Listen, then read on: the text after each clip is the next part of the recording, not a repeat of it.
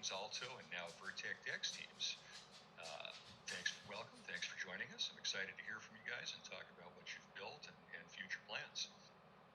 So to get us started, if you please introduce yourselves and tell us a bit about your role and how you got started in DeFi. Great. Yeah, thanks for then. You could go first, Madrid. Yes, I'm Madrid. I've been in DeFi for quite a while. Came on board with NP to push out this new balancer Dex Vertek, and it's been a great working experience so far. That's me. Yep, I definitely echo that sentiment. I've been on the Ames Alto and the Vertek team for about slightly over, almost approaching a year now actually. And it started way back with Ames, which was a senior age protocol. It's still going, although our emissions are going to be ending, I think, in February-ish. So yeah, we'll have to transition from there. I used to do a lot of trading before DeFi, but I did participate and dabble in it for quite a while before becoming heavily involved at the beginning of last year. So yeah. Cool. And so how big is the team? Who else is on it? And how'd you all meet and start working together? Well, it's kind of serendipitous, I think. I think Madrid had another protocol which he was leading on that wanted to take advantage of the balancer technology setup. So he did host some liquidity with us, and then that's how we got to talking, and then we did connect quite well, and then we realized that we kind of liked working with each other, and we could definitely use the resources that each other had to have a even better or run a more complex setup, just like the balancer setup. So that's how we initially got together. We do have quite a lot of people actually on the team on both sides. So yeah, I'm not sure if we can go through and name everybody, but yeah, I think about, let's say 5 to 6, 7 devs maybe, Solidity and front end, back end, everything full stack. We have a couple of community managers as well as business development managers, and one or two operations managers who kind of help us run the day-to-day. So yeah, the team is getting quite big, my friend. At the beginning, it was literally just me and Briz and two more, and now it's like, I think, over 10 people already with Madrid on. So yeah, it's getting funner. Yeah, definitely makes for a easier experience. It's quite nice to have a lot of different resources to pull on. We've all been there where you've got a huge mountain to climb, and it's just you. So we're very pleased that we put together a well-versed team with a bunch of different backgrounds, and we've kind of, we almost feel like we've kind of put together the Avengers, so to speak.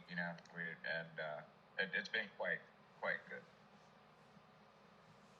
Yeah, cool. That's a nice feeling.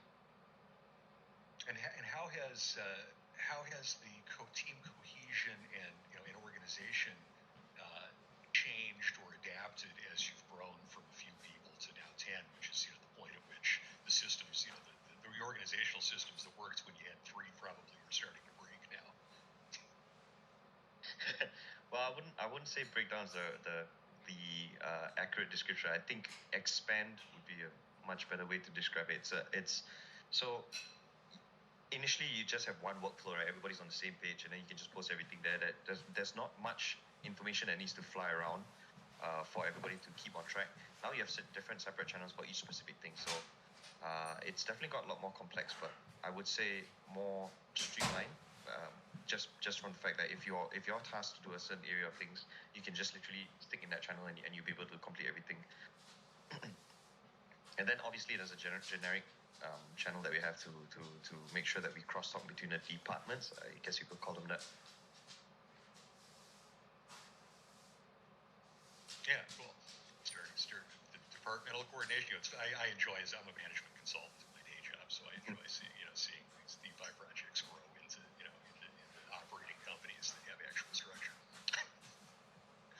Yeah. So would you mind telling us, kind of give us a quick overview of just the history of Okay, so I'll take this one then. AIMS is a senior protocol at the height of all of the Tomb Fork, the height of the Tomb Fork hype. AIMS did launch at that time. I was actually not on the original team that launched AIMS. I was just an investor over there, and then eventually I got brought onto the team because I did have a plan to get back to PEC, which ended up getting implemented, and it did succeed at that time. So I got into the team, and then that's how I got into AIMS, and then eventually we did launch Alto after when rebases became quite popular. So yeah, that's how Alto came out. And then eventually we thought that we needed something that was a lot less degen. And this is not like a criticism of the higher risk kind of DeFi protocols, but generally speaking, you want to have something to tie everything together, and that has a lot more, let's say, scalability when looking into the future. So that's why we wanted to come up with a DEX, and then we realized that okay, if we just come up with a normal DEX, then what's the real unique value proposition, or what else, or how are we changing the space if we just have a Uniswap fork, right? Because there's already PancakeSwap trying to capture the market share is like a no-go because they're just way bigger than us already. So we looked at all of the different types of DEXs, and we realized that Binance Smart Chain itself didn't have a balancer type DEX, especially not one with the voting escrow and all integrated. And till this day, we are still the only ones. So that's definitely why we chose the balancer tech when it came to a DEX, and then that's how we launched. So yeah. It's as simple as that. We just looked at the whole market, see what they didn't have, and then decided to try and provide that. Yeah, that's kind of the key to any good business or good leader is to find the hole in the market and fill that void. And NP and these guys, they were definitely on it as far as becoming and getting to be the first balancer DEX on BSC, because there is a void there. There is a hole there, and the best way to succeed is to find a need and to fill that void. Yeah, for sure. So what happened to Equinox then? So Equinox did go through a kind of a black swan event with a couple of the liquidity pools getting locked for I believe it's like 8 to 10 years. So yeah, it's a rather unfortunate event. It was not due to a hack. It was not due to let's say inside job or anything like that. It was non-malicious at all. It was simply a result of the code itself being quite complex, and then we tried to do something for the investors as with regards to increasing emissions, and then that happened. So the 3 liquidity pools got locked, but the tokens themselves or the assets are still there. They're just not accessible at the moment. So what we did instead was we forked on the whole thing, and pretty much gave everybody back their liquidity for the other liquidity pools that were not locked. And then now we're moving to the V2, and then the V2 will serve as a part of the V2's revenue streams will serve as a way to recover the assets that were so-called lost. Now that doesn't mean that they're lost forever until such time that they are unlocked, or let's say somebody finds a miracle cure on how to get the assets accessible again. Then they will be fully distributed back to everybody who originally owned them. So basically, once they're unlocked, everybody will get whatever they initially put in, plus whatever is given out from now until that time. So, yeah. Boy, that sucks. But yeah, it was a rather unfortunate event, I would say. But we did manage to, go through it.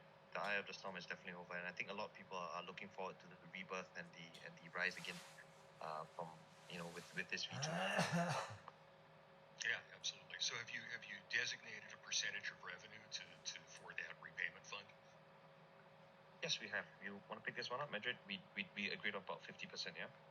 Yeah. So first off, I just want to kind of highlight the fact of in cases where there's an issue like the liquidity getting locked and things like that, it speaks volumes that it very easily could have just been shut up shop and we're sorry that it happened and move on. So I think it speaks volumes that we very quickly and actively put our heads down and came up with a solution. So we developed a reimbursement plan, which is basically 50% of the revenue from the DEX and all the other revenue streams that we're implementing with the new Vertek Dex, going straight to those LP holders so that they can be made whole as quickly as possible. And we're also doing a very nice airdrop for them in the form of our DEX tokens. At launch, we've already, done a large sum of cash towards that reimbursement, which I think a lot of people are very thankful for. And like I said, that doesn't happen very often in this space where if there is a mistake made, you've got a team that's committed to spending a lot of time and effort to make sure that everything is made right and whole. So we're very proud of the reimbursement plan that we put together, and we're looking to be able to speed that process up, but we're going to be looking at maybe a few years for that to be completed, but can definitely be expedited with a large success in the DEX itself. So very happy, and I think that the investors are very pleased with the reimbursement plan that was put together for them. We had pretty much zero kickback or argument with what we proposed, because we felt it was a very generous offer for that. That's very cool. That's great to hear. Yeah, we are, as you said, of course, there are risks. We're all here beta testing software with real money. Things are going to happen, and it's how we recover from them. And the teams. There haven't been very many teams that have recovered from major issues like that. But the ones that have, for the most part, we all know them. Mm-hmm.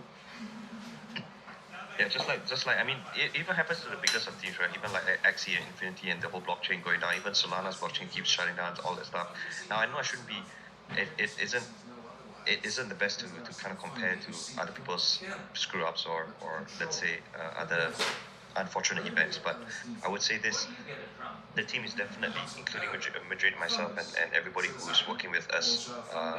We're all very dedicated to creating a paradigm where everybody can recover. One, secondly, and also go beyond their initial. So it's not just about like here, take your refund and go. It's more like this is a platform where you can not only cover what you may have unfortunately have held up in the previous iteration, but it's also something that you can look forward to and move forward with. Yeah, for sure. Hopefully, right. Building loyal investors is for It keeps its puppet alive by preventing decomposition. How? Where do we get penicillin from? So now I want to ask, why a balancer fork at this point? While we're particularly while we're kind of having solidly fork week, or a 3 fork, it seems like capital efficiency, especially as liquidity, has been front of mind for a lot of people lately. Do you think that just a balancer fork with a vote escrow model added to it is enough to be competitive? Actually, I personally do think so, and we did talk about this internally in the team as well. So the thing about these solidly forks, you're talking about one on Phantom, right? The one that is built to interact with solid sex. That's the one, right? Well, we've got at this point Equalizer on Phantom, Thena on BSC, and Velodrome on Optimism. So pay most attention to. Correct. So as you very cleverly pointed out that they're all about the capital efficiency. Now having a balancer DEX itself allows that the protocols that want to create that capital efficiency to basically build on the platform. So instead of being the shop, we want to be the town square where people come and set up shop. So I think that there is definitely a significant demand for that, especially due to the fact that that market space market square doesn't exist on BSC yet. So for a lot of people who want to let's say, take advantage or exploit that kind of capital efficiency in order to gain multiple layers of yield, they can do so by building on the Vertek. So it's not just about providing that what do you call it, like that layer one of yield farming for the average investors. A lot of devs and project leads are actually talking to us and looking at the fact that we have this tech available on BSC, a blockchain that is, definitely like top 5, and also with much better gas fees than Ethereum, where Balancer originally is, of course. And yeah, so that's the angle that we're trying to come from. Yeah, that makes sense. So, and you think that the BSC can support yet another DEX, even with quite a few that are fairly successful. Yes, most definitely. Because the thing about Balancer DEXs in themselves, right, is that the swapping is just one part of the DEX. Is the real way that you maximally exploit the technology of Balancer is the rebalancing of the portfolios. So the fact that you can have different weighted pools, and then as the DeFi space grows and new kinds of protocols pop up, and new technology comes out, you definitely want to have the ability to build custom pools, which you can only do on the Balancer V2 tech. So yeah, that's something that we did want to offer to the Binance Smart Chain that currently actually isn't being offered. And again, this really isn't a criticism of the other DEXs that have been coming out. There's definitely validity in having, let's say, competing market entities on swapping type DEXs or Uniswap bots like PancakeSwap, but there is also a significant lack of the Bell tech actually on BSC. So yeah, we're just trying to fill that void, man. Yeah, that makes sense. And it's interesting too.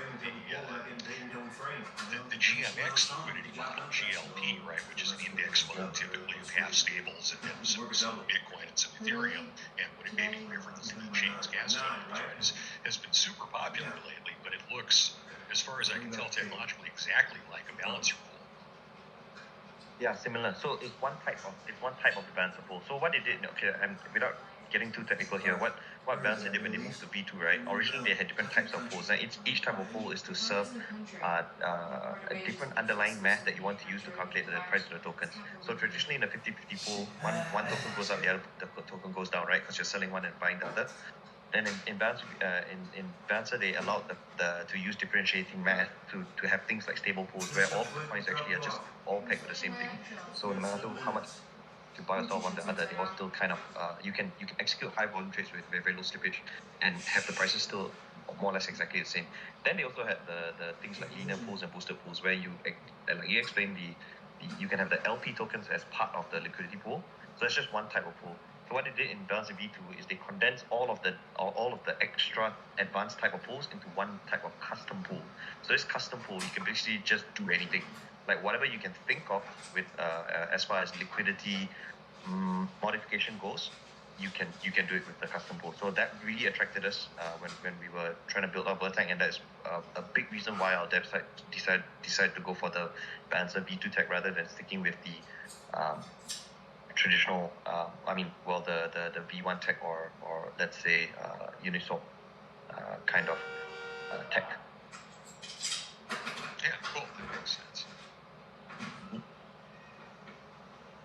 So what else is going to be unique about Vertek? I see you're planning perpetuals trading and an NFT marketplace partnership. But what else is kind of is on the roadmap? Yeah, so Madrid's a real beast at networking, and he's managed to get us in contact, in close contact actually, in talks with a bunch of different protocols or projects that have integration mechanics. So you gonna tell the bastards about that one, bro?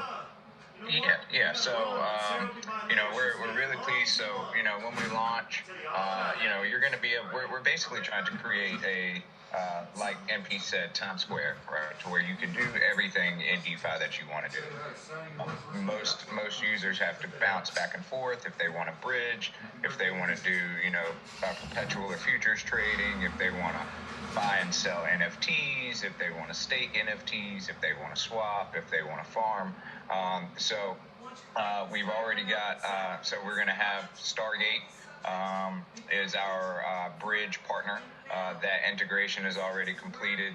Moonflow, who have built the first gasless NFT marketplace on BSC and on Kronos, they have also partnered with us and integrated their marketplace into our platform to where we will use those platform fees. I don't want to give out too much alpha, but basically, the Vertek's going to have its own NFT collection that NFT holders are able to receive royalties and trading fees from the NFT marketplace. The native DEX token for Vertek is going to be able to be staked in the platform to earn different tokens. And we also are going to have it to where you can boost your APR with those NFTs as well. So, it's really a full spread, 4-course meal that we've put together and secured, very, very large protocols and projects for that integration. Stargate, one of the biggest bridges that's out there that Sushi Swap, Pancake Swap, all of those guys use. Apollo is the perpetual partner that those guys use, and we've had all of that secured and integrated, which is going to be a real beautiful thing to see when you go to a DEX and it's already got the table laid out for you. So we're very proud to have been able to secure all of that. Yeah, and just to add on to that, if you kind of zoom out, right, and look at the larger market sentiment, because we're talking about years that we want to be around and grow here, everybody already knows, right? A lot of liquidity in the cryptocurrency space is just getting pulled out of centralized exchanges because people understand that the custodial aspect of having your crypto on a centralized exchange isn't really very ideal, especially if you hold very large bags, right? So you want to self-custodialize in a permissionless and trustless manner, and you can only do that on a DEX. So if we have all of these different platforms where people can do advanced trading things, which traditionally would only be offered on a centralized exchange, but we have it all on the DEX, and it's kind of a no-brainer if you're pulling out a lot of funds from a DEX and you're looking for a DEX to put it on. Now you have one that has all of it, and we want to be that. Yeah, cool. If you guys can drive deep enough liquidity, that can be very exciting. Yeah, so that's the thing, right? Because the whole thing is decentralized, we actually leverage the liquidity of all the partners at the same time. So you have Apollo X, and like Madrid mentioned, which is the perpetuals one, and then you also have we also have Stargate that does the bridging, so we can leverage their liquidity as well as our own at the same time to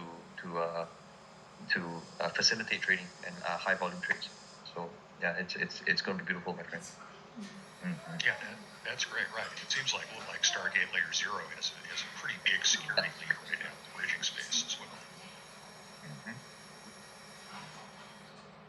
And speaking of, let's talk a little bit more about security and kind of how what you guys have learned from now that this is your second balancer, like how much more slick and secure is this one going to be, and what did you learn along the way? Okay, so I'll take this one because I actually talked with the devs quite a lot. So going back and forth with them a lot, right? And I just want to make this clear even for the V1 that we had, there was no security breach from like an external source or anything. It was more like a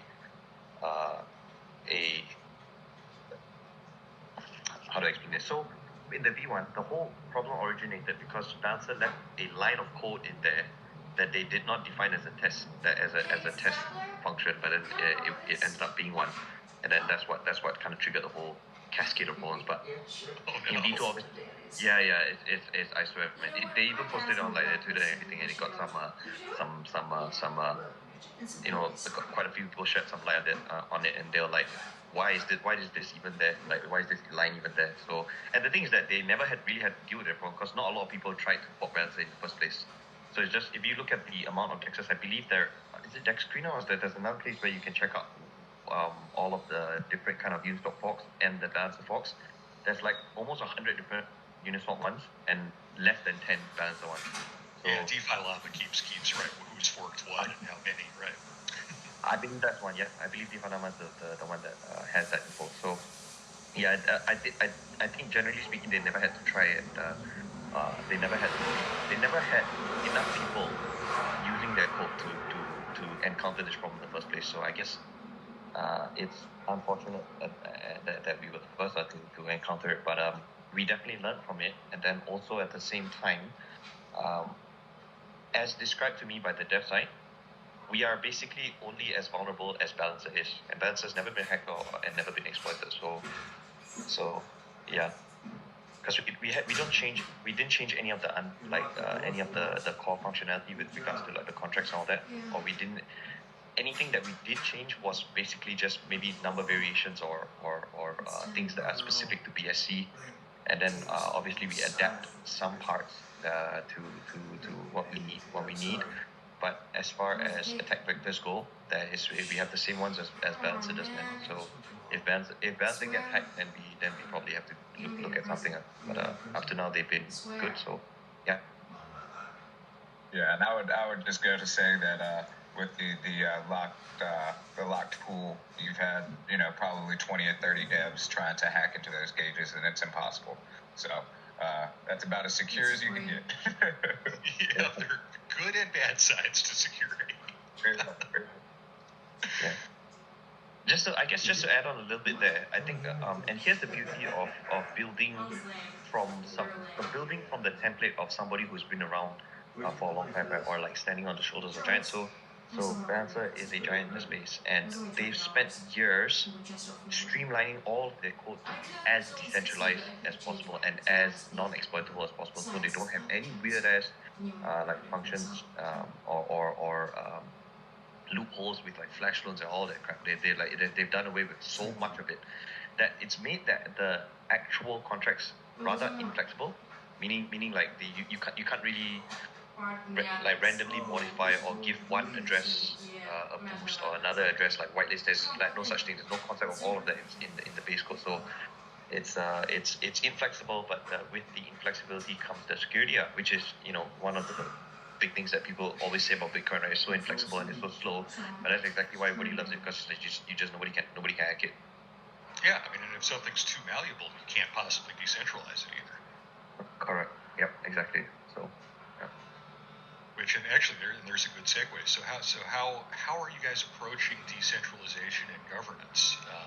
I know Beethoven's been very successful with decentralizing the Balancer fork, but I'm just curious, who are you taking inspiration from, or what are your plans on it from?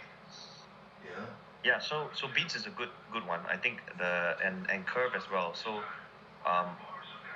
Balancer also has the B belt thing, but they actually took a leaf out of the Curve's book, right, with the Curve Wars thing and the whole BE, which stands for voting escrow. So that's actually our governance token. Although Vertek is the Dex token, when you lock the token and you get large amount of Dex emissions, and you get the ability to boost your farming ability in the other core pools, you get V Vertek. So V Vertek is actually the governance token, and it will be the main way that we try to decentralize everything moving forward.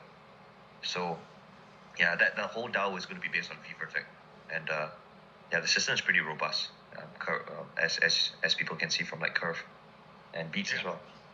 Yeah, cool. And do you plan to organize into councils or something to govern specific aspects of the protocol? Yeah, I think that should be up to the community, actually, to be honest. So if we really want to take decentralization to the absolute epitome of it, right, then that would be what it is, right? We just proposed, okay, how do you think we guys should run it?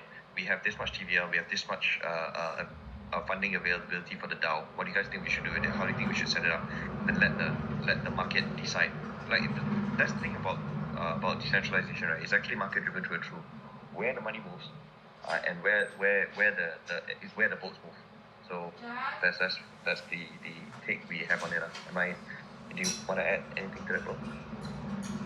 Nah, I think you covered that pretty well. Yeah, it's definitely the direction we want to go. I think, okay, so sorry to give like a really long answer, but I think in the beginning, right, like now during the launch phase, I think in the last couple of weeks, there has to be some form of like centralization to make sure things will run well, and then eventually you can ease the protocol towards the direction of a DAO, and then once things are running smoothly, then Vertek and the DAO can kind of take over running the whole thing, and they can even do cool things like decide swap fees and all that.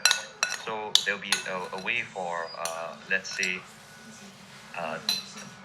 the DAO to vote on what they want the swap fees to be, or how much percentage they want the locking mechanism to get, and what kind of rewards they want to share, etc., etc. And then once they decide all that, the dev team can execute and then just renounce everything, so it cannot be changed. Yeah. Yeah, cool. It'll be interesting to see how it develops. And have you approached the balancer community to become a friendly fork, or have you thought about it? Yes, I think Madrid will be more. He's been the one talking to a lot of people. So. Yeah. So we're in talks with a large group of balancer-friendly projects and large protocols. And as each one of them are confirmed and those partnerships are secured, we'll be releasing more and more info on that. Yeah, cool. We look forward to hearing more about that. So now, why don't you tell us about the plans for launch? I understand there's going to be a liquidity bootstrapping pool later this week, right? Yeah, so I'll cover the technical, and then Madrid can hype you up with all of the marketing aspect. He's really good at that. So just to cover like the technical bit, I think that the tomorrow, I'm not sure what time zone you guys are in, but we're going for a 25th launch, soft launch. Sorry. So the soft launch means that the dApp and everything will be ready. People can pump liquidity and stuff. However, emissions will only start one epoch after that. So that gives us quite some nice time and space to do that 1 week. To do the liquidity driver event during that week and get everybody in and get some exposure.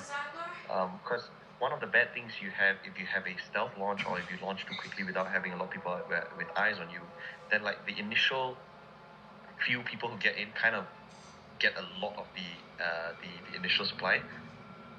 Sorry, excuse me. So yeah, a few people kind of get a lot of the initial supply of the tokens. And then you have this whale problem, right? Which is always something to look out for in smaller market cap DeFi projects. So yeah, in order to avoid that, we want to have the whole week that everybody get in, everybody make sure they get all their positions right, and in anticipation for the APRs to collect emissions, and then run the good stuff, right, bro? Yeah, that's definitely, and that's the definition of a fair launch, giving everybody the opportunity. Some people, may not be around, for 3 or 4 days, and they missed out on a big chunk of emissions, and certain people were able to take advantage of that. So this 7-day, soft launch build up is definitely something we're very happy and excited to do. And not only are you going to be able to go ahead and get your liquidity formed and staked on the DEX, but we're also going to make it fun, right? We're going to also reward people for that. So there is going to be a nice size giveaway. So we're doing $11,250 worth of Vertek and tokens that are going to be given out to stakers that go ahead and form their liquidity in different pairs. That documentation will be released as well. And we've got a ton of AMAs lined up, YouTube influencers, Twitter spaces that we're going to be running throughout this week to really kind of bolster the excitement. And with it being a soft launch, we do an AMA on on Friday, and somebody didn't know about Vertek, they're able to still get in and get staked and get themselves ready for emissions to kick off on the first epoch, and still be able to also participate in getting some of the prizes that were given out for pre-stakers and liquidity stakers that get in during the soft launch. Yeah, cool. That's very good. And during the soft launch, the other features will be implemented. So, the bridging, the perpetuals, things like that. You're going to be able to still come to the DEX and do all of that while you're getting your swap fees for providing that liquidity, as well as getting your name in the hat for getting some juicy prizes.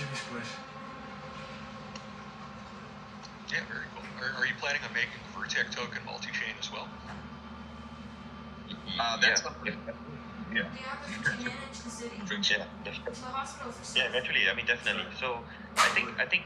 So I have talked about this before in multiple different emails before. Whenever people bring up the idea of cross chain, so the whole thing with cross chain, it's only good if you don't sacrifice too much of your liquidity on the main side, right? In order to bring over a liquidity to another pool. So to another chain. So the what you want to do there is you want to build up to a nice deep depth of liquidity on BSC. And then we look to explore with partners or the nice thing. Here's another nice thing about the balance of Vertek, right? They have an entire code setup which allows you to just deploy the whole thing straight up on another chain. So it's kind of like launching Bouncer again on a different chain. So that is something that can be done. But like I did mention before, we do want to build up a significant depth of liquidity on BSC first.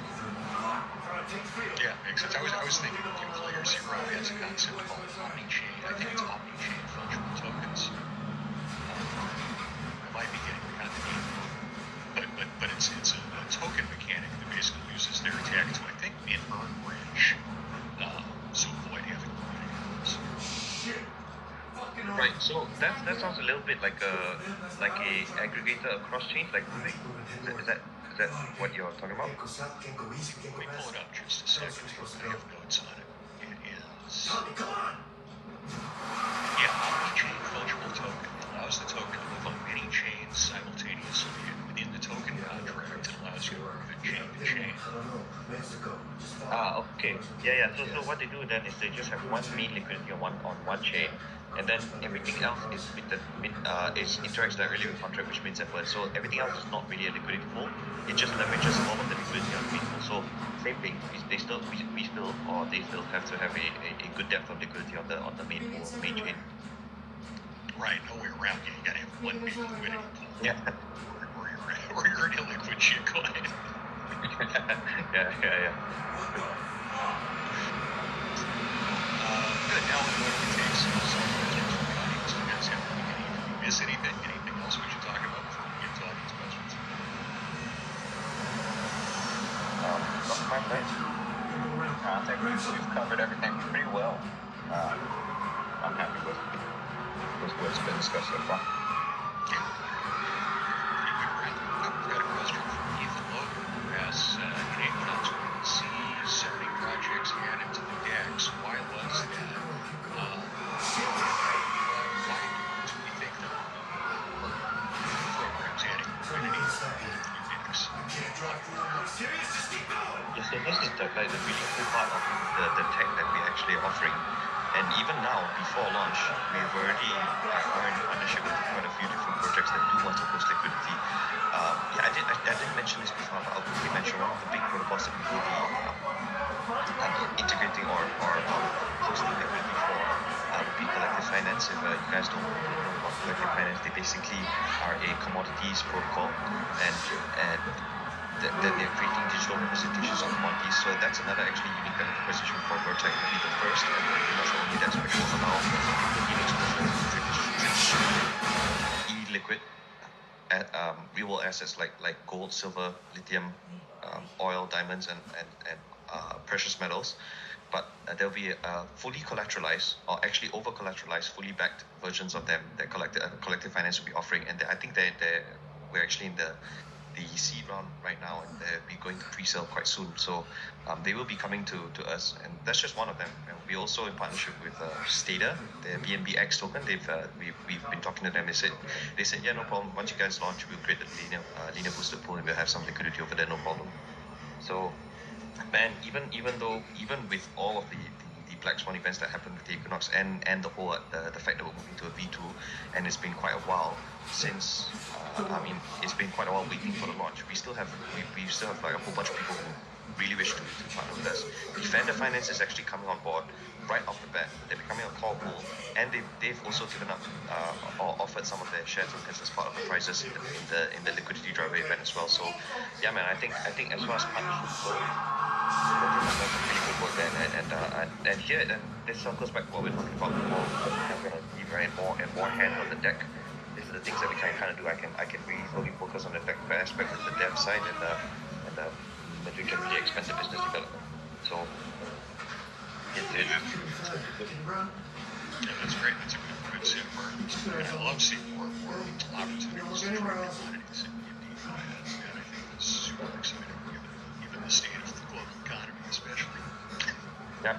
If you wouldn't mind, I might just post like a link there in the DeFi Raiders chat later for that if anybody wants to check it out. Yeah, please do. And please post links to everything up in AMA chat if you want right now as well. Yeah. Kewell asks, could you talk a bit about bribing / multi-token, multi-reward? So yeah, okay. Here's one of the other cool things that you can do with the Vertek, and I did miss this out before because it's one I thought it was quite self-evident, but one of the things you can do is you can have up to 8 tokens in the same pool. So this basically only with the Vertek pool. You can't do that with the Uniswap bots. You can have up to 8 tokens in the same pool, and those tokens don't need to be single tokens. They can actually be LP tokens, so you can actually leverage liquidity of other people's pools onto a pool that you want to create liquidity for, and at the same time you can reward up to 8 tokens to the same pool. So as you can see, right, it's not only just like really cool, the vast array of selection that an average investor can choose from the menu of investing is large. But not just that, right? Even developers and people who want to build stuff can look at Vertek and can think of something innovative and probably be able to do it on the Vertek V2. Okay. So yeah, that's something that we do want to try and promote actually. Yeah, that makes a lot of sense. The being able to use LP tokens inside of pools seems like a huge advantage as more governance models don't incorporate that. Definitely, for sure. And it makes sense too, right? So let's say your governance token, you want to pair it with BNB or whatever native token it is. But what if you don't really like that token? You want to pair it with a collection of different blue chip crypto. You can absolutely do that. Right. You can actually hedge against all the BNB FUD. Yeah, we don't like CZ. Sorry, CZ, but we do. We love you very much. Please come and give us a lot of funding. Yeah. Do you guys want to comment on the Binance FUD that's going on? Well, I think this is our comment. Is we did approach the Binance Foundation, and we are going through the process of trying to get them to ante up some nice liquidity for our investors. So yeah. Oh, very cool. Oh, good. Any more questions, anybody?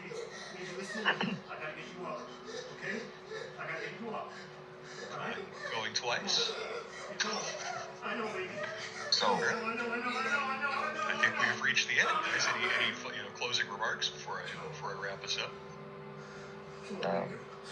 Not really for me, but yeah. Yeah, I'll throw in. We're very proud of what we've built with Vertek, and we're really excited to be able to offer this to the users that didn't have the opportunity to get into multi-pool tokens and it's really cool to be able to earn multiple rewards at one time. You can possibly see an LP pair where you're getting 3, 4, 5 different tokens as your reward at one time, and so that's something that we definitely think is unique and really cool. We're very excited to be able to, like I said before, to be able to bring everybody to the table, and there's a full spread of integration and basically a one-stop shop for the user, and we wanted to make this as seamless and as easy for the investor as possible. So we're very happy with that. When you come to Vertek, you're not going to have to go anywhere else, basically.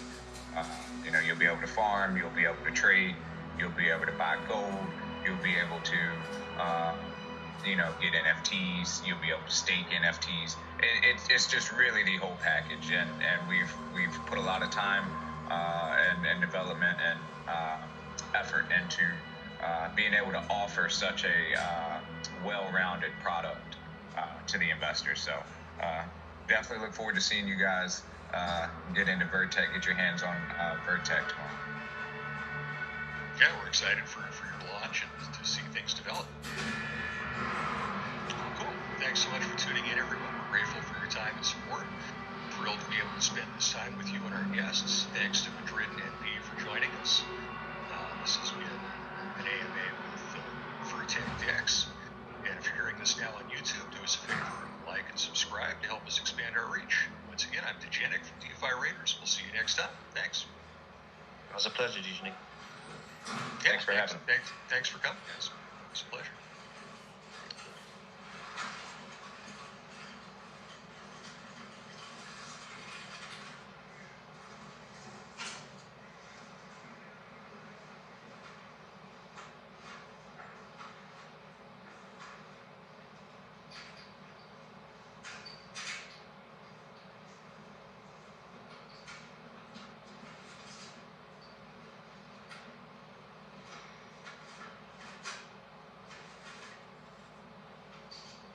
We don't want you falling out of the chair. What's your name? Are you alone?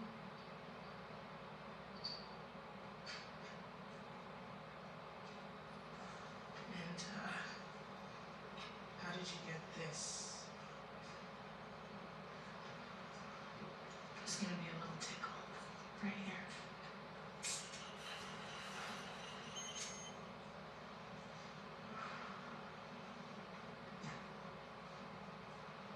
What if I told you that after we gave you some medicine, we're gonna find you your favorite food to eat? Would you like that? And we'll get you some new clothes and toys, as many as you want to play with.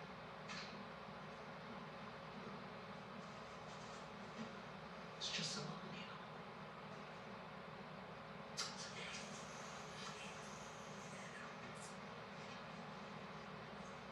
You're safe.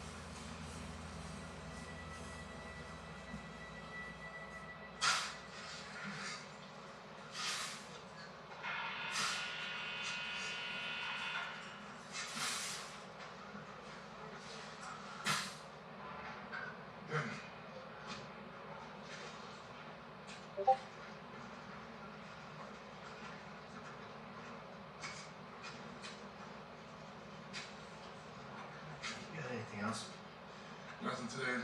Tomorrow we got street sweeping or sewer maintenance. Which pays more? That'd be the one with the shit.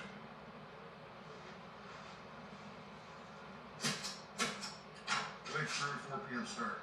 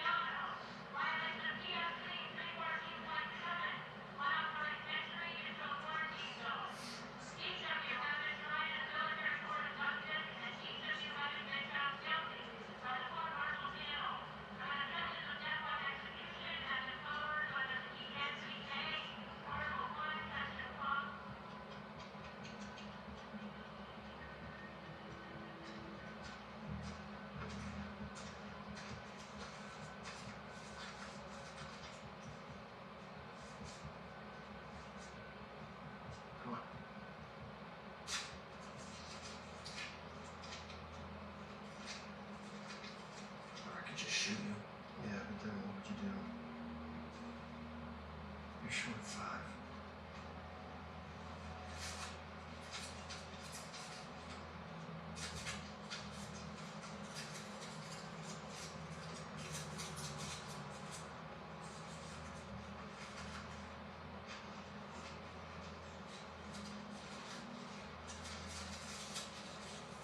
Oxy? I drove. How old? 3 months. From Atlanta? I don't know where he gets them from. I just know they're real. It's real. It's from Atlanta. I just got a factory down there in the QZ. Supposedly only makes 2 things. Pills and bullets. Bullets and pills. The more you shoot people, the harder it is to sleep, I guess. Oh, you guessed. You won or not?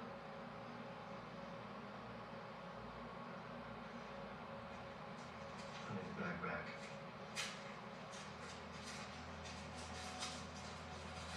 How we doing with the vehicle? What's that? Do I have to get one last guy in the depot to buy in? Okay, how much? 4 of them on that shit, plus me? 600 total? Look, those trucks are shitty for a reason. And they don't have any batteries. I know. I can see about 200 for the other guys. 200 for you. Deal. Hey, do yourself a favor. Stay on the streets for the next few nights. Fucking fireflies been blowing shit up all week. 2 of our guys got shot this morning. Boss has got us working doubles. Guys are jumpy and tired. It's easy to make a mistake in the dark.